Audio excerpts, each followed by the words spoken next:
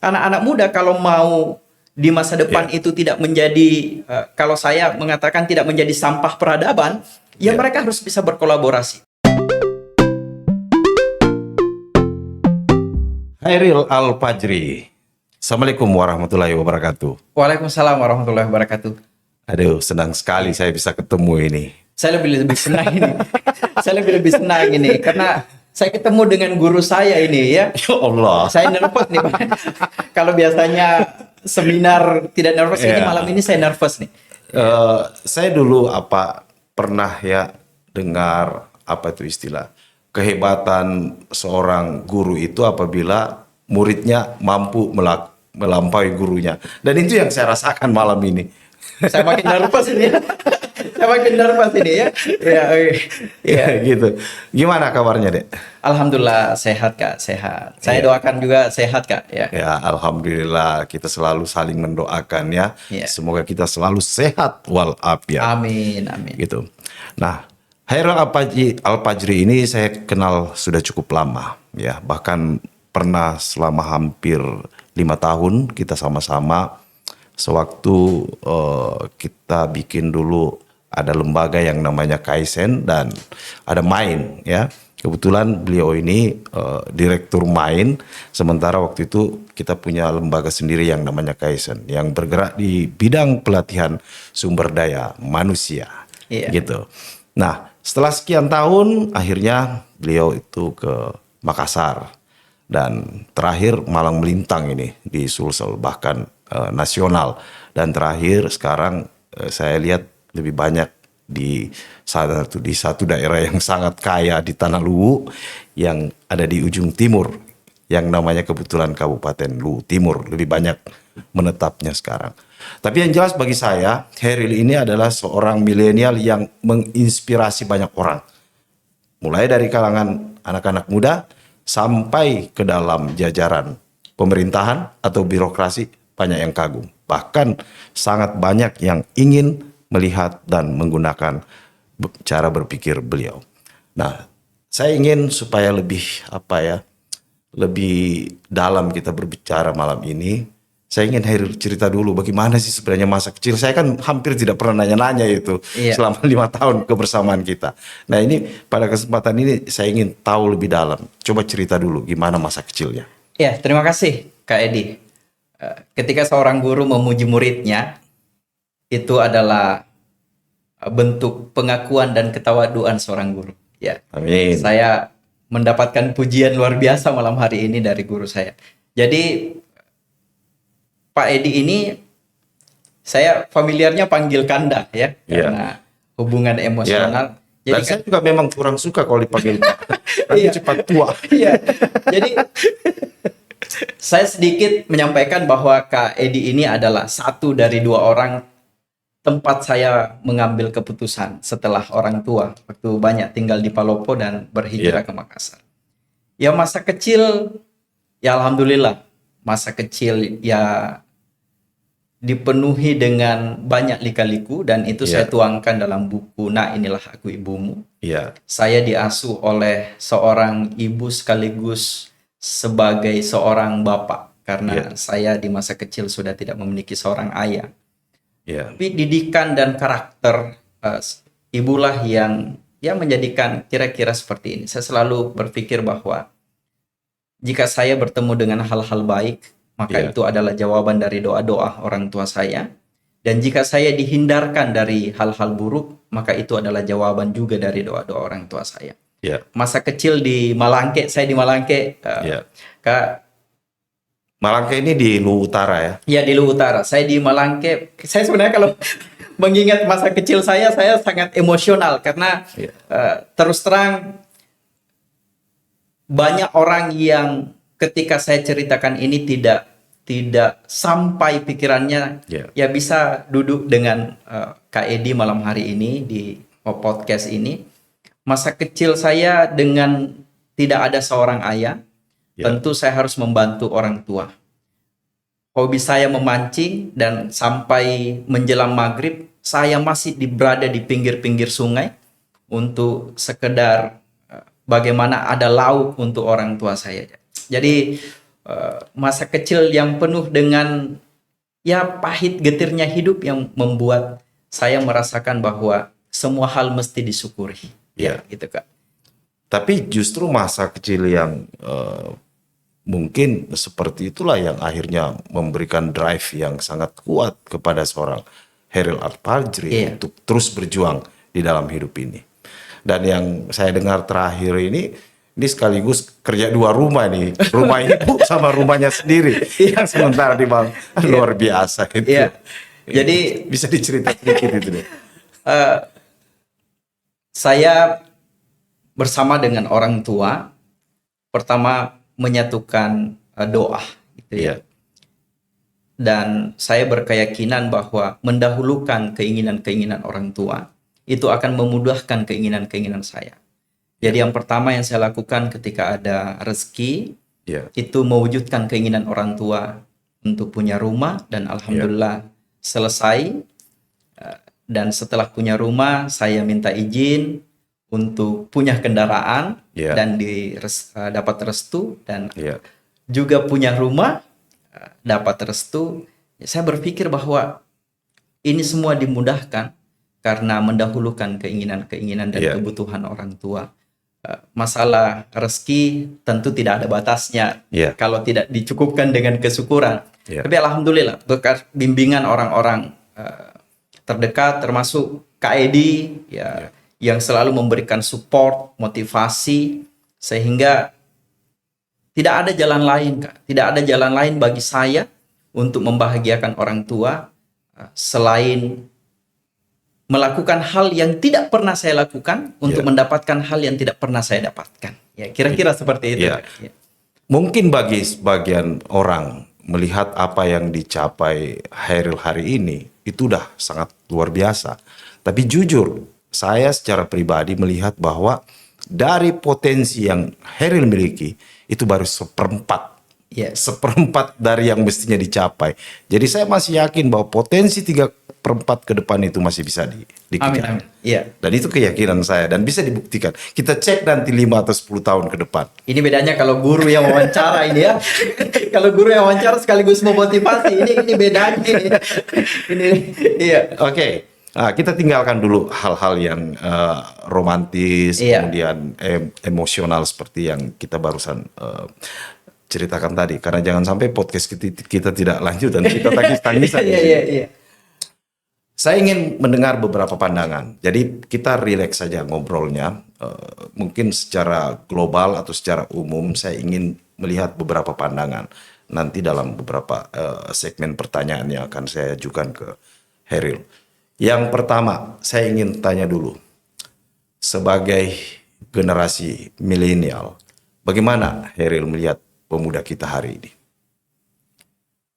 Pertama, tentu kita kalau ingin menilai pemuda harus melihat perspektif yang lebih luas. Karena menilai pemuda hari ini dengan perspektif berbeda-beda, kalau bagi saya optimisme itu tetap ada.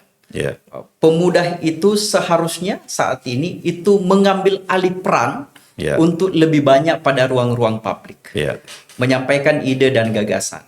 Jadi saya teringat banyak kalimat-kalimat motivasi, pengajaran-pengajaran yang memposisikan anak muda ini sebagai satu bagian panjang dari perjalanan sejarah bangsa kita. Dan itu tidak boleh dilupakan. Makanya anak-anak muda sekarang harus mengambil ruang-ruang publik untuk memberikan ide dan gagasan, solusi di dimensi manapun itu.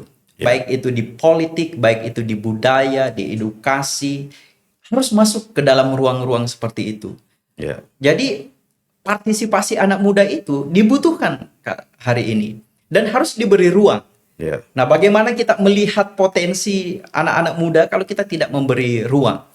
Nah, anak-anak muda juga harus aktif. Tidak boleh pasif, tidak boleh hanya menunggu peluang, tapi dia harus menciptakan peluang. Karena potensi begitu banyak, sumber daya kita begitu banyak, sehingga apapun yang menjadi peluang itu harus dimanfaatkan oleh anak-anak muda. Jadi menurut saya anak-anak muda hari ini itu harus proaktif pada ruang-ruang publik menyampaikan ide dan gagasan. Nah sekarang saya ingin lebih mempertajam ke apa yang kita sebut hari ini dengan bonus demografi. Jadi ketika beberapa negara di Asia itu kehilangan bukan kehilangan, kekurangan ya usia-usia muda yang produktif, yang kita itu sampai dengan tahun 2035 itu punya potensi yang sangat besar di situ, bisa sampai 60% itu kekuatan bonus demografi kita. Tapi saya tidak ingin berbicara dalam konteks kekuatan itu hanya sekedar kekuatan yang ada di dalam internal negara kita, Indonesia ini. Kita tahu bahwa Jepang sekarang kekurangan anak muda. Korea, bahkan Cina ya. Sementara di beberapa belahan dunia yang lain seperti Arab ya, itu juga mengalami pertumbuhan bonus demografi. Afrika juga, sementara Amerika dan Eropa itu juga kekurangan. Nah, di dalam kompetisi global, bagaimana sih sebenarnya atau apa yang harus dilakukan oleh anak muda kita ini, terutama sampai tahun 2035 kita punya banyak yang disebut dengan Gen Z ya, generasi Z itu. Bagaimana mereka ke depan ini harus mempersiapkan diri untuk menghadapi era yang semakin maju pesat ini. Iya, jadi bonus demografi ini sebenarnya bagaikan dua sisi pisau. Ya, Bisa menjadi satu peluang besar jika terkelola dengan baik, bisa juga menjadi satu petaka besar jika Ya. tidak terkelola dengan baik. Tidak hanya anak muda mempersiapkan diri, tetapi juga harus dipersiapkan. ya, Dipersiapkan itu, pemerintah sudah harus melihat potensi kemungkinan besar bonus demografi ini. Kalau skill, kita butuh soft skill untuk melihat peluang bagaimana anak-anak muda kita memiliki daya saing. Itu dulu. Seberapa besar pun kita punya potensi, kalau tidak terkelola untuk dipersiapkan dengan baik, ya, maka ini akan menjadi petaka. Yang pertama yang harus dimiliki, skill yang pertama yang harus dimiliki oleh anak-anak muda, ya tentu adalah mereka harus memiliki basic knowledge ya, secara global, harus memiliki perspektif kepemimpinan global.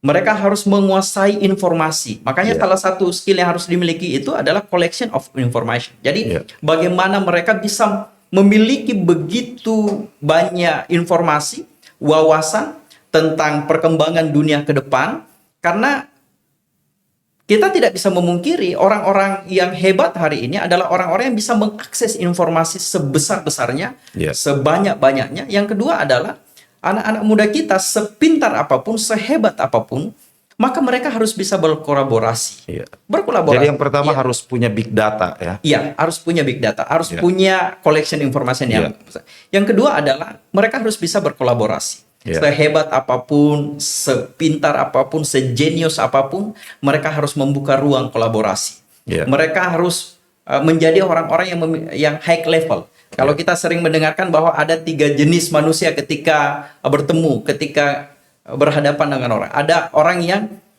high level. High level itu kalau ketika berjumpa dengan orang, ketika bertemu dengan orang, kita ngobrol dengan orang, maka yang dibicarakan adalah ide, adalah gagasan. Ada orang yang middle level, yang kalau ketemu sama orang hanya bahas peristiwa-peristiwa yang terjadi, peristiwa politik dan lain sebagainya. Ada orang yang low level, yang hanya ngegosipin orang, ketemu sama orang, bicara individu. Jadi pertama, harus ada ruang kolaborasi. Anak-anak muda kita harus ada circle produktif. Ya. Jadi tidak semua, kalau saya biasanya mengatakan begini, tidak semua teman bisa menjadi circle produktif. Ya. Ya, kalau saya Kak, di grup WA saya hanya ada grup WA yang hanya beranggotakan 5 orang, 4 orang. Kenapa? Itulah ruang kolaborasi yang kita ciptakan untuk circle produktif kita. Jadi mulai dari sekarang, anak-anak muda kalau mau di masa depan itu tidak menjadi, kalau saya mengatakan tidak menjadi sampah peradaban, ya mereka harus bisa berkolaborasi. Berkolaborasi dengan siapa saja untuk membentuk hal-hal baru. Dan selanjutnya, ya tentu harus kreativitas. Iya. Kreativitas harus dimiliki karena kreativitas tidak mengenal namanya kekurangan. Dan hari ini untuk menjadi orang yang memiliki impact besar terhadap dunia, tidak mesti berada di kota-kota besar, tidak mesti berada di negara-negara besar. Sekarang tidak ada lagi batasan, Kak. Iya. Kita berbuat misalnya di pelosok kampung, kita upload di internet, terbaca oleh Google, Termasuk podcast Ratona. termasuk Ratona Solusi ini. Nun jauh di timur. Iya, termasuk Ratona Solusi ini. Jadi tidak ada lagi ruang. Jadi Iya. kreativitas itu dibutuhkan. Yang selanjutnya adalah ya critical thinking. Iya. Critical thinking inilah melihat permasalahan, baik itu permasalahan mengenai kemanusiaan, ekonomi, dan lain sebagainya. Kemudian berpikir bagaimana menciptakan solusi dari situ. Ya, sangat menarik sekali. Saya satu hari ini ngobrol dengan Katie, sangat menarik sekali bagaimana kita membicarakan mengenai sains, bagaimana kita membicarakan mengenai sosiokultural, kebudayaan, dan lain sebagainya. Yang selanjutnya yang dibutuhkan oleh anak-anak muda kita adalah memperkuat karakter. Iya. Memperkuat jati diri bahwa kita ini karakter itu bukan hanya sekedar kita sopan santun misalnya, tapi karakter itu termasuk nilai perjuangan kita untuk menggapai satu hal. Jadi banyak anak muda kita yang baru satu kali mundur, baru dua kali mundur, cepat give up begitu ya, baperan ya, cepat ya apa ya, bahasa orang ya hanya diberikan tantangan challenge sedikit sudah give up. Karakter-karakter seperti itu harus kita hilangkan. Kita harus mulai sekarang ya, kalau bahasa anak-anak muda, kita harus login untuk hal-hal yang memperkuat kita. Paling tidak, kalau kita tidak bisa discuss dengan orang-orang yang menguatkan kita, ya earphone yang kita gunakan, headset yang kita gunakan itu untuk mendengarkan hal-hal yang bersifat penguatan, yang membuat kita bergairah untuk berbuat sesuatu, yang membuat kita bersemangat untuk melakukan sesuatu. Karena yakinlah, dengan tidak ada lagi batasan dunia, tidak ada lagi batasan geografi saat ini, maka semua anak muda di seluruh penjuru dunia memiliki potensi yang sama untuk menjadi orang hebat di dunia ini. Tidak mesti di kota-kota besar, semua orang memiliki potensi yang sama untuk menjadi hebat. Iya, luar biasa ya. Iya. Tapi gini, itu tadi luar biasa, digambarkan dengan sangat berapi-api. Tetapi kalau misalkan saya tunjukkan satu data yang mengatakan bahwa ternyata hari ini IQ rata-rata kita ini Indonesia itu hanya ada di kisaran 78,54%, 78,54% secara kognitif. Masih yakinkah Anda dengan apa yang disampaikan tadi? Saya pernah baca juga riset bahwa IQ anak SMP di Denmark itu sama dengan lulusan IQ S1 di Jakarta. itu di Jakarta, bukan di Palopo, itu di Jakarta. Yang memang perlu kita benahi bukan kita mau melihat dari satu perspektif saja. Yang perlu kita benahi sebenarnya itu adalah sistem pembelajaran dan pendidikan kita. Bagaimana menguatkan literasi. Tidak hanya membudayakan literasi, Kak, tapi bagaimana meningkatkan dari budaya literasi ke daya literasi. Kita Nah itu penting, itu menarik itu, meningkatkan dari budaya literasi ke daya literasi. Tidak hanya sekedar membaca setelah ditanya nggak bisa ngomong. Nggak bisa ngomong ya. Karena daya literasinya rendah. Salah satu tanda orang yang bisa berpikir itu adalah ketika dia mempelajari sesuatu, kemudian dia bisa menjelaskan apa yang dia pelajari. Benar, Kak? Karena kalau orang tidak berpikir, dia biasanya hanya menjadi penonton dan pengamat, Kak. Itu nyala-nyalain orang gitu ya. Jadi kita kembali. Bisa tidak kita anak-anak muda kita ini untuk melakukan lompatan yang hebat? Jadi pertama, ada kelompok-kelompok. Yakinlah bahwa ada kelompok-kelompok anak muda yang berpikir tentang sesuatu hal yang besar, hanya tidak terekspos saja. Mereka tiba-tiba kita dengar, tiba-tiba ada anak dari Lombok misalnya yang lulus S3 dengan usia yang begitu sangat muda. Hanya memang persentasenya kecil dibanding orang yang banyak ini, memang persentasenya kecil. Bagaimana menjadikan ini sebagai role model? Jadi kalau saya tetap membangun optimisme, kita membangun satu habits untuk menguatkan kita punya daya literasi, terutama di pendidikan. Pendidikan kita harus beradaptasi kan, Yeah. harus beradaptasi kurikulumnya. Jangan kita punya sekolah ini kadang yang berubah hanya dari Masih percaya nggak sih sama kurikulum itu? Jadi kita harus up to date lah. Kalau untuk bahas kurikulum tentu harus membincang banyak karena hari ini ya kita tahu bersama. Karena masalahnya kurikulum ini suka ganti-ganti, kan? Iya. Sesuai selera. Betul. Jadi saya pernah nonton anak di salah satu bangku sekolah yang masih SD apa SMP ditanya sama gurunya 2 tambah 2 berapa? Anak ini mengatakan, loh kok kita belajar ini 2 tambah 2? Dia mengatakan, kenapa? Dikasihlah pertanyaan 3 tambah 3 mereka hafal sampai dengan 2 digit dia masih tahu. Kenapa? Karena ini satu hal yang sebenarnya kalau kita memiliki perspektif yang berbeda ya, dengan akses informasi yang begitu cepat, kita dibantu oleh akses informasi itu untuk belajar lebih cepat.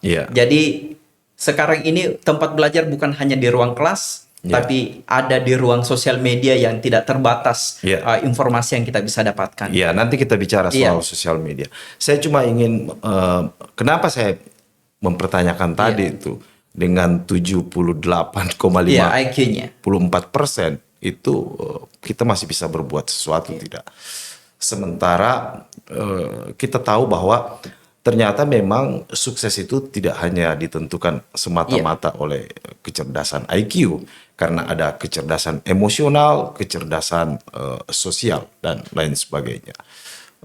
Salah satu yang berkembang hari ini kan ada yang namanya neuroscience, ilmu tentang otak syaraf, ya. Nah, di situ dikatakan bahwa kita mengalami perkembangan peradaban, perkembangan ilmu pengetahuan dan teknologi hari ini yang begitu pesat dan begitu masif.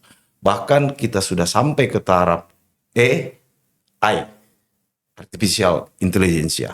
Itu karena bukan hanya sekedar adanya kecerdasan individual, tetapi karena ada kecerdasan emosional dan ada kecerdasan sosial.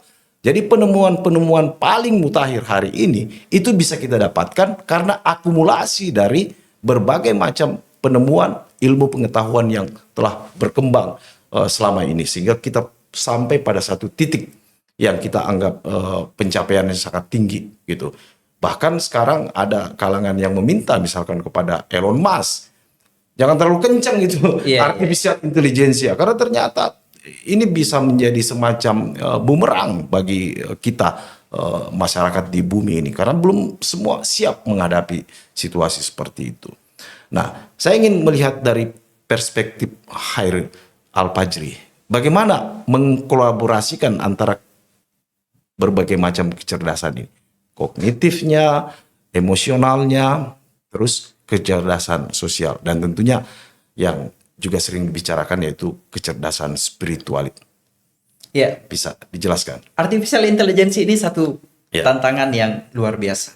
Saya terakhir membaca riset bahwa sekitar 83 juta orang akan menjadi pengangguran karena pekerjaan-pekerjaan mereka diambil alih oleh artificial intelligence. Diambil sama robot. Diambil sama robot. Bahkan sekarang kalau kita seumpama dulu masuk ke tol, itu ada yang pegawai tol yang menyapa kita. Sekarang kan sisa tempel card saja.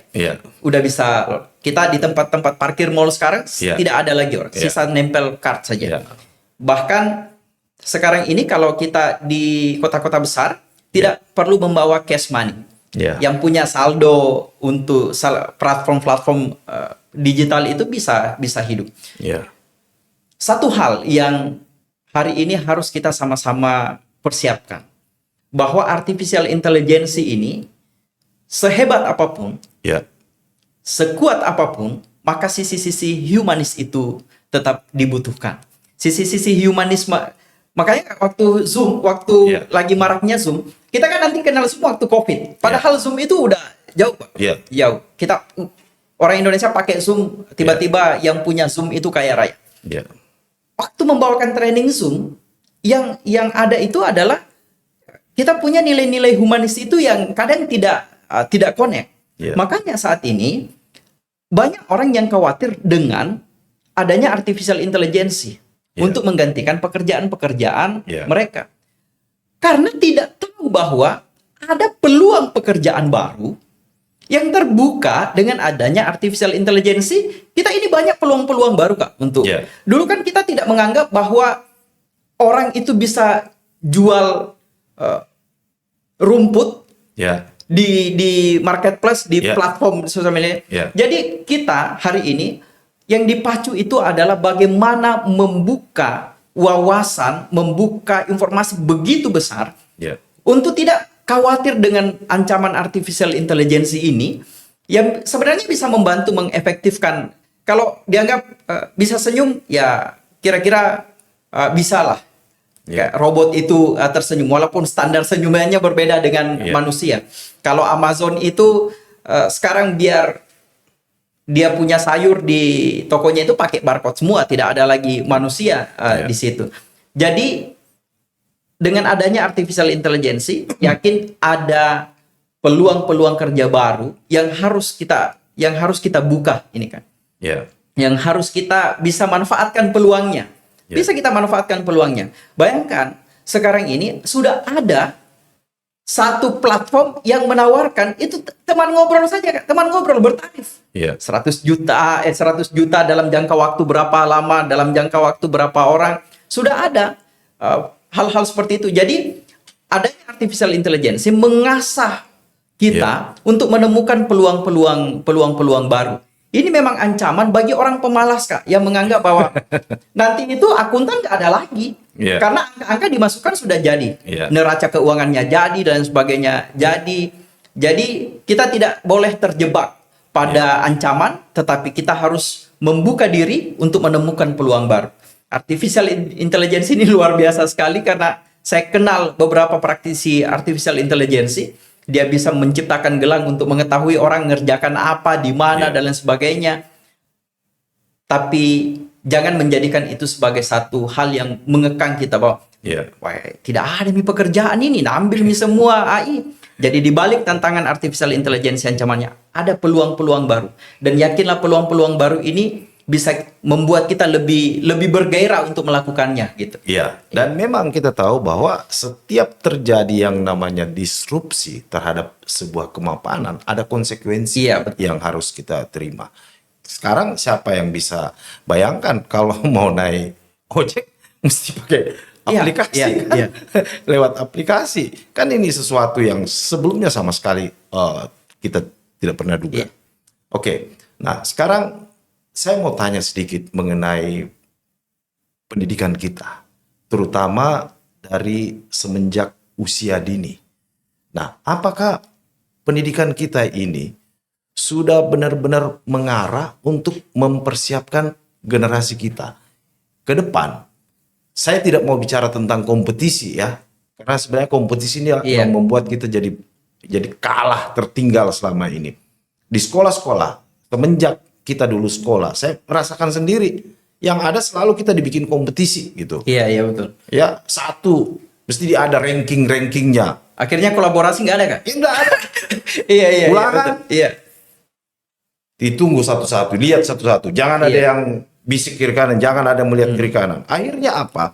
Terjadi ego intelektualitas, keilmuan. Nah sudah.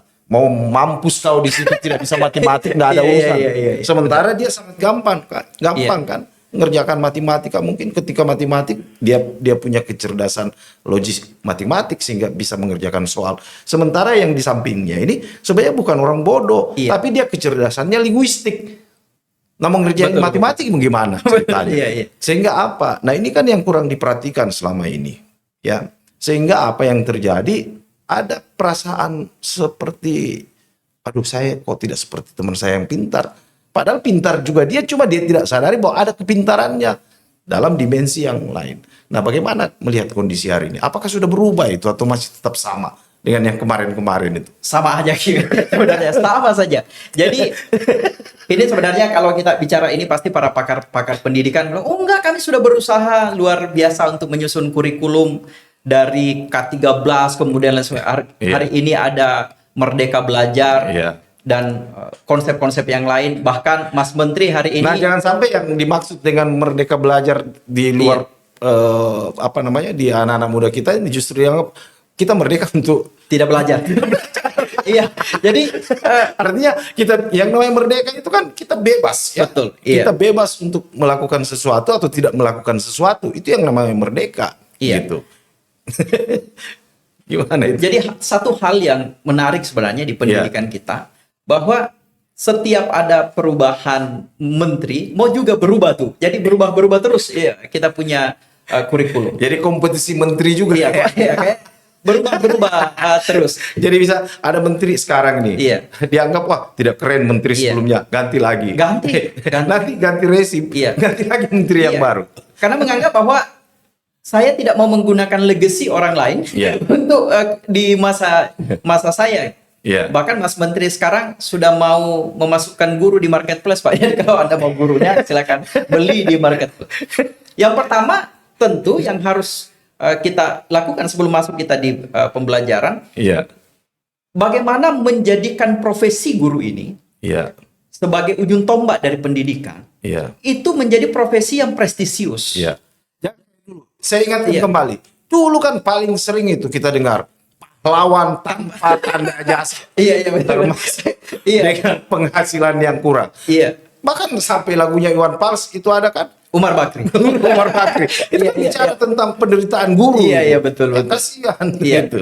Nah, lanjut. Jadi kalau kita harus menjadikan profesi guru ini sebagai profesi yang prestisius. Ya. Mulai dari guru, kalau di luar negeri, di Jepang lah kira-kira, Iya. guru TK-nya itu profesor, Pak, yang paham psikologi anak. Iya, yang terbaik. Iya, paham psikologi anak, paham perkembangan anak. Iya. Sehingga anak kita yang dari usia 0 sampai sekian tahun Iya. itu diasuh dengan baik, masuk ke TK, dipersiapkan ke PAUD. Jadi kalau saya pertama adalah Iya. bagaimana mempersiapkan guru. Iya. Guru dulu. Iya. Ya, guru yang dipersiapkan. Kemudian yang kedua, Pokoknya nggak usah lah persiapkan guru. Iya. Intinya cari yang pintar. ya 5, 10 atau 20% jadikan dia guru. ya boleh begitu. Kemudian Itu gurunya sederhananya. gurunya di coaching, dipahamkan mengenai multiple intelligence yang tadi, Karena dipaham. saya teringat ya, karena tadi kasih Iya. contoh Jepang, Heril kasih contoh Jepang. Saya teringat ketika Nagasaki dan Hiroshima dibom ya pada saat Iya. Perang Dunia Kedua. Waktu itu Kaisar Hirohito kan, Kaisar Jepang itu panggil tuh panglima. Yang ditanya berapa yang mati, bukan yang ditanya bukan berapa Iya. gedung yang hancur, berapa yang mati dan lain-lain, tapi yang ditanya berapa guru kita yang masih hidup. Itu yang pertama ditanya itu Kaisar Hiro itu. Berapa guru kita yang masih hidup? Karena itulah modalitas kita ke depan untuk kembali bisa membangun Jepang. Betul. Jadi guru itu penting untuk dipersiapkan. Kalau Iya. jadi hanya sekarang ini karena begitu banyak hal-hal yang bersifat administratif, Iya. biasanya guru lebih banyak mengurusi hal-hal administratif dibanding mengupgrade pengetahuannya. Nah, saya kan sekarang iya. kayak gitu lagi tuh. Guru Iya, sibuk dengan urusan administrasi. Betul, Kak. Sampai tidak perhatikan yang namanya kecerdasan majemuk Iya. itu. Jadi akhirnya kan anak-anak itu kita insecure karena yang Iya. diakui hanya yang matematis logis, Iya. yang linguistik, Iya. yang kecerdasan kinestetik, Iya. musikal, yang punya Spasial. spasial, art, kecerdasan seni dan Iya, interpersonal. Iya, itu dianggap bukan sebuah kecerdasan. Iya. Padahal kecerdasan interpersonal misalnya, tidak semua orang bisa punya banyak kawan. Enggak, bener. Iya, Dan bener. itu saya tahu persis. Iya. 3% orang yang paling sukses di dunia ini ternyata tidak ditentukan oleh kecerdasan Iya, betul. kognitifnya. Betul. Tetapi lebih ditentukan oleh kecerdasan interpersonalnya. Tidak semua orang bisa punya banyak teman seperti orang ini. gitu. Iya, Tapi hebatnya dia satu, tahu nggak Iya. apa hebatnya mereka Iya. itu? Mereka bisa mempekerjakan orang-orang pintar Betul. Jadi yang cerdas secara kognitif. orang yang pandai berkolaborasi, bekerja sama Iya. dengan orang, menjalin relasi Iya. itu yang kita butuhkan. Kemudian selanjutnya kurikulum ini harus Iya. up to date karena kurikulum itu tidak melihat apa yang terjadi hari ini. Iya. Yang harus dia lihat itu ya futuristik. Iya. Bahwa anak-anak didik kita yang di SD itu kan tidak langsung bekerja hari ini. Ya. Maka kira-kira kalau dia tamat dari kuliah, kalau dia di SD 12 tahun, di SMP, di SMA 6 tahun, kuliah misalnya 4 tahun, berarti 16 tahun itu, Ya. itulah yang harus dipersiapkan sebenarnya. Oh, mereka Ya. mau jadi apa ke depan? Ya. Karena hari ini kalau orang ditanya, anak-anak SD ditanya, what your dream? Ya. Apa impianmu? Iya. Itu hampir tidak bilang mau dokter, mau apa. Mereka jawab YouTubers, Iya. Instagramers kayak gitu. Iya. Saya mau jadi Cristiano Ronaldo, Iya. saya mau jadi ini. Kurikulum kita harus up to date, Iya. futuristik. Iya. Kurikulum kita harus futuristik, Iya. harus melihat ke depan. Yang ketiga tentu infrastruktur sekolah. Iya. Kita tahu betul sekolah-sekolah unggulan itu memiliki infrastruktur yang Iya. hebat. Iya. Ya, di ruang-ruang kelas mereka bisa mengakses e-book sampai dengan ratusan juta judul. Anda percaya Iya. enggak kalau misalkan saya tanya, sama enggak sih infrastruktur pendidikan kita yang ada di Indonesia Timur ini sama yang ada di Jawa sana? Ya, tentu beda. Tentu beda. Tapi kurikulumnya sama semua. Ya, Jadi gimana kita mau mengharapkan output yang sama Iya. ketika fasilitasnya beda? Betul. Jadi tentu Guru-gurunya tentu beda. beda. Guru-gurunya beda karena Iya. akses pembelajarannya, Iya. akses coaching dan sebagainya. Jadi kalau kita tidak boleh menyalahkan murid itu mampu Iya. atau tidak. Karena seharusnya ada pembenahan dulu sama dengan kurikulum. Ya. Jangan menetapkan kurikulum baru guru-guru itu dilatih. Iya. Sebaiknya dilatih dulu guru-gurunya, Iya. baru menetapkan kurikulumnya. Iya. Karena bagi orang lagi mau beradaptasi dengan kurikulum yang sudah berlaku, Ya.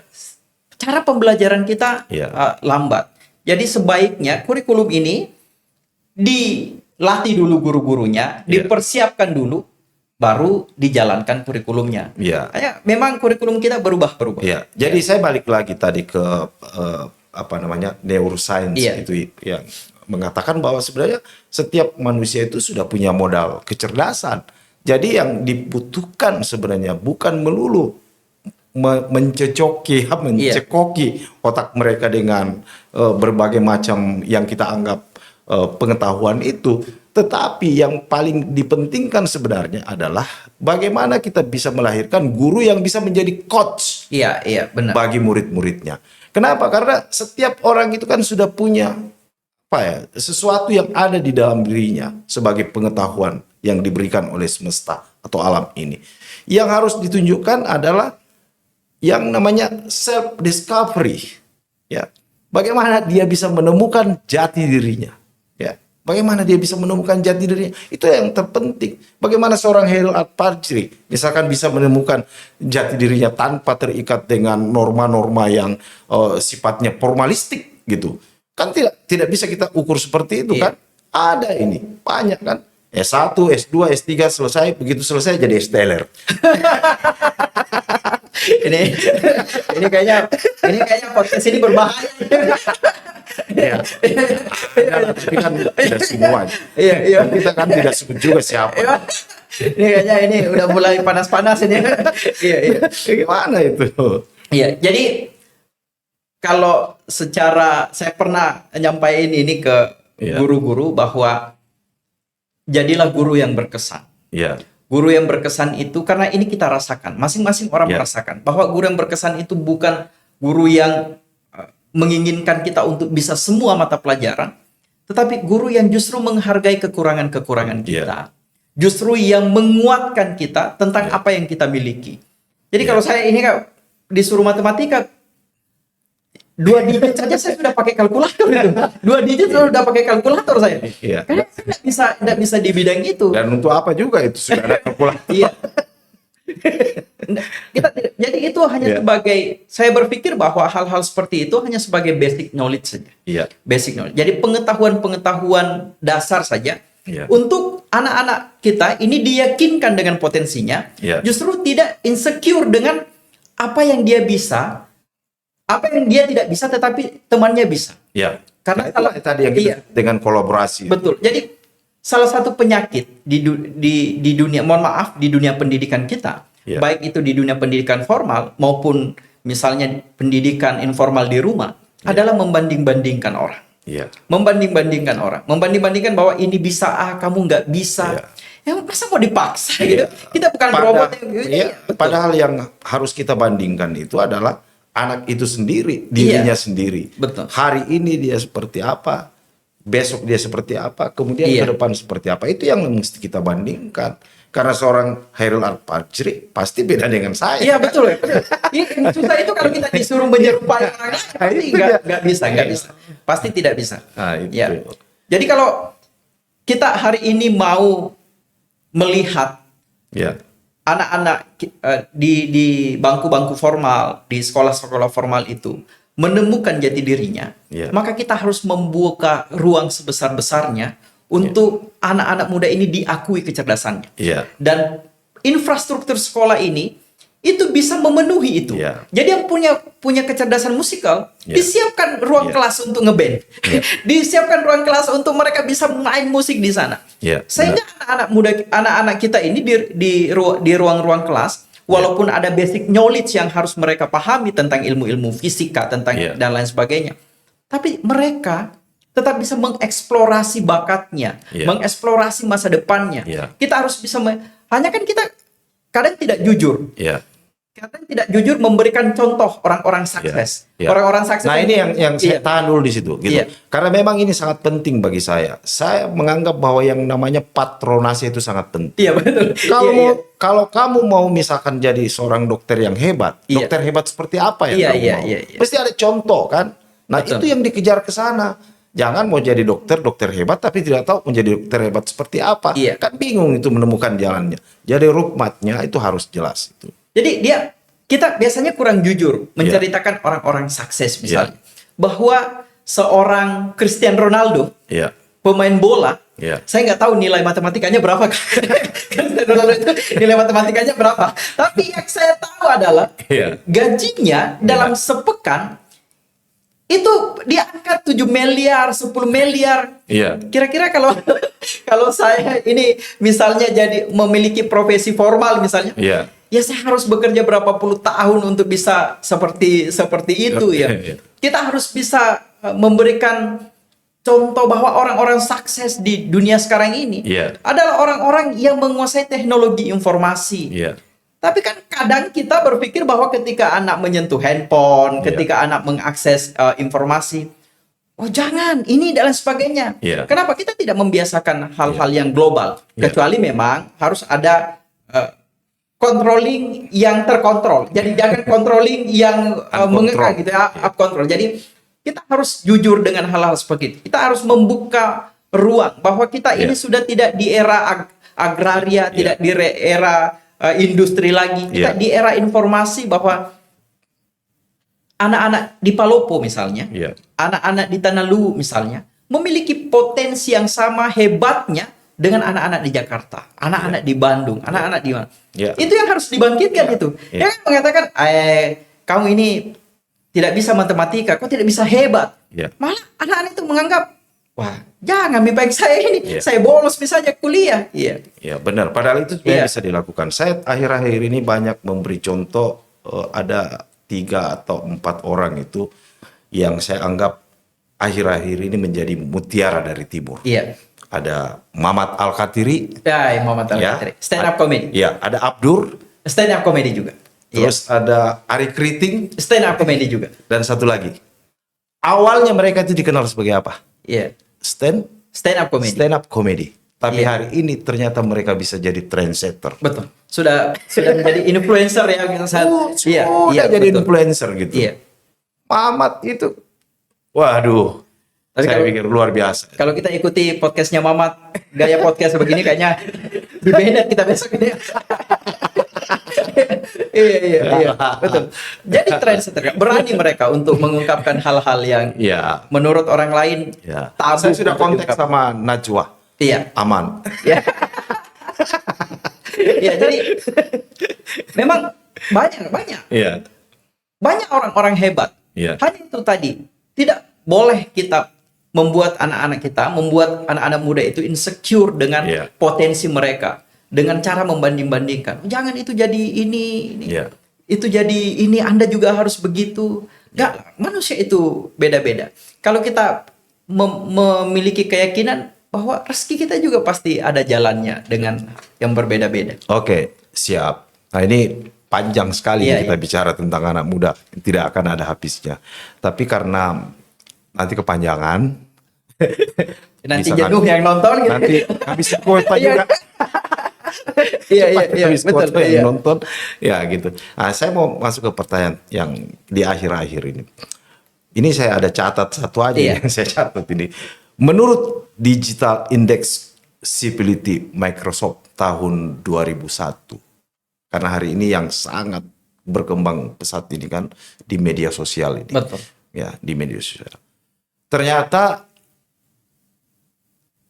data itu menunjukkan bahwa di media sosial kita 47% itu berisi hoax.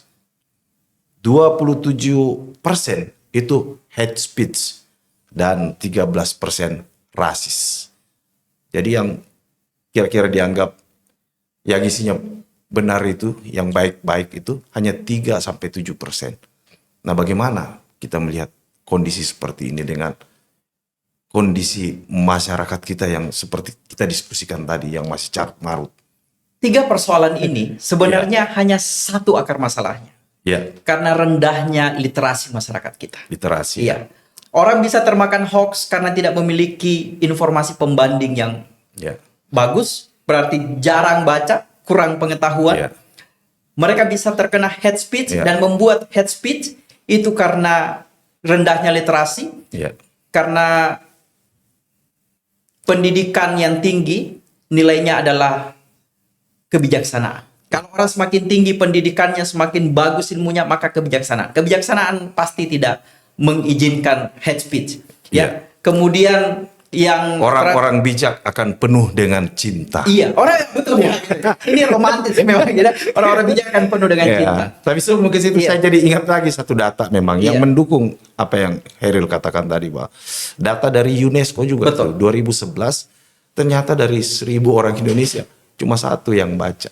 0,001 gitu ya. 0,001. Betul. Gitu. Bahkan yang mengagetkan terakhir ini, walaupun orang bisa berdalih bahwa mungkin pindah ke platform media sosial atau digital gitu, tapi itu juga terbantahkan gitu. Yang sangat menyedihkan terakhir yang kita dengar adalah salah satu toko buku terbesar di Indonesia, Gunung Agung, itu tutup semuanya, gitu. Ya banyak yang berdalih katanya pindah ke media sosial. Ternyata yang baca di platform media sosial seperti e-book itu angkanya juga baru sekitar 2%. Iya, dan ternyata kita adalah pengguna media sosial terbanyak. Indonesia adalah pengguna handphone, masuk 3 besar di dunia pengguna handphone terbanyak rata-rata. Dan apa yang terjadi hari ini? Iya. Seperti yang saya tunjukkan di data tadi, ternyata 47% kita mengkonsumsi hoax. Iya. Tanpa lagi Karena menggunakan. tidak adanya pembanding informasi, gampang sekali kita dihasut, gampang sekali kita termakan isu-isu yang tidak baik karena kita punya nilai literasi yang rendah. Kayak Siap. saran saya dari budaya literasi Ya. di ruang-ruang publik kita bisa melakukan itu, kemudian kita tingkatkan menjadi daya literasi. Iya. Literasi itu tidak termaknai sederhana hanya dengan membaca. Iya. Tetapi literasi lebih luas lagi cakupannya. Iya. Dengan kita menonton konten-konten yang edukatif, Iya. dengan kita mendengarkan podcast-podcast seperti ini, Iya. itu bagian dari literasi. Iya. Dan itu harus menjadi satu habit yang baru. Kita ingin kalau ketemu dengan orang di warung kopi, yang kita bicarakan adalah satu ide, gagasan, lalu kita bilang kapan kita ingin laksanakan.